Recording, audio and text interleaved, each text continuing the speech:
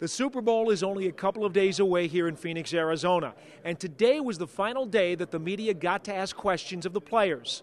Now we share some of the sights and sounds of the Giants' final media day. Yesterday's practice, there was very good energy. The players were anxious to get out on the practice field. The fields are excellent, but the energy level was very good, and the players were excited about being on the field again after having a little bit of time off. As a quarterback, you never lose your confidence. You never lose, that thought that you can make every throw, that you have the ability to be here, and that's something I never lost. I never doubted myself. My teammates have not doubted me. They've had total confidence in me. The coaches have.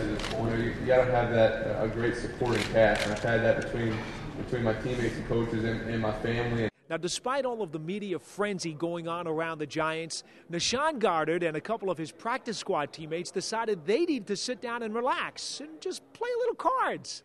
Okay, right now we're playing spades, right? The name of the game is have the most spades or the highest spades, or a lot of spades. You see my situation right now. I got one in the possible. So we're going board to get here.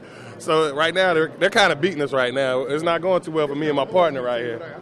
I think they've been cheating today because we beat them so bad yesterday. They kind of get some revenge from us, man. Well, the one Giant who probably knows Phoenix, Arizona better than anybody is punter Jeff Feagles. Now, he played 5 years for the Cardinals, and then years later in his career, he signed with the Giants and moved to Ridgewood with his family. So we caught up to Jeff and asked him about the differences between the two locales. Can you explain the most simplistic differences in terms of the culture of what it is to be an Arizona guy and what it is to be a Jersey guy? You know, there's no trees, big trees. There's and no smog. No smog and no big buildings, you know. And then the next thing is probably when you were flying in, you probably thought that they were farming dirt because you saw these big sections of dirt, you know.